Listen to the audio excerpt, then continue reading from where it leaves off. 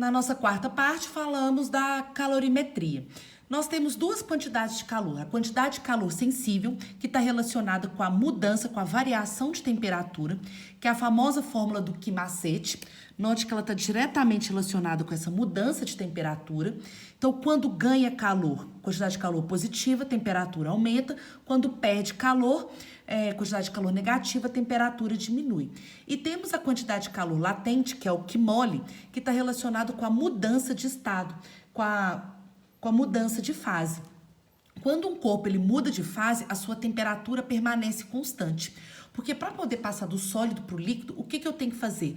A diferença de sólido, líquido e vapor é que as moléculas do sólido estão fortemente unidas, do líquido mais ou menos e do vapor mais afastadas ainda. Para passar do sólido para o líquido, o que eu tenho que fazer? Eu tenho que afastar essas moléculas, eu tenho que quebrar ligações. Então, a gente fornece essa quantidade de calor para ter essa quebra de ligação. Então, na mudança de fase, a temperatura permanece constante. Então, aqui eu já até faço uma pergunta. Toda vez que um corpo recebe calor, sua temperatura aumenta? Não. Cuidado com isso. Existe a quantidade de calor que faz a temperatura aumentar ou diminuir, mas existe a mudança de fase. E na mudança de fase, o corpo recebe calor para ir do sólido para o líquido, mas a sua temperatura ela não muda.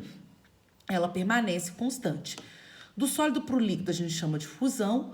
Do líquido para o sólido, solidificação. Do líquido para o vapor, temos a vaporização, que pode ocorrer de 3 formas.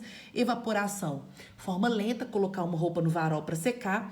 Ebulição, uma forma mais rápida, que é a formação de bolhas, que é o que a gente mais utiliza aqui na física. E a calefação, que é mais rápida ainda, quando tem uma frigideira e joga um pouquinho de água, faz muito rápido. Do vapor para o líquido, condensação ou liquefação. Entre sólido e vapor, sublimação. Para a direita, que sólido, líquido e vapor, temos uma reação endotérmica, que recebe calor, calor positivo, e ao contrário, uma reação exotérmica, que perde calor, calor negativo.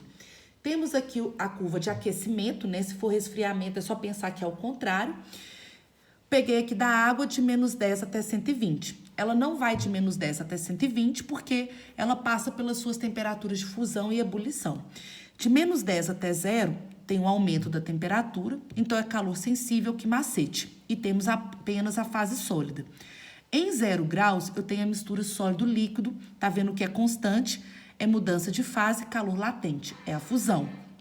Depois vai aumentar a temperatura de 0 a 100, então é calor sensível Ki-Macete e tenho a fase líquida.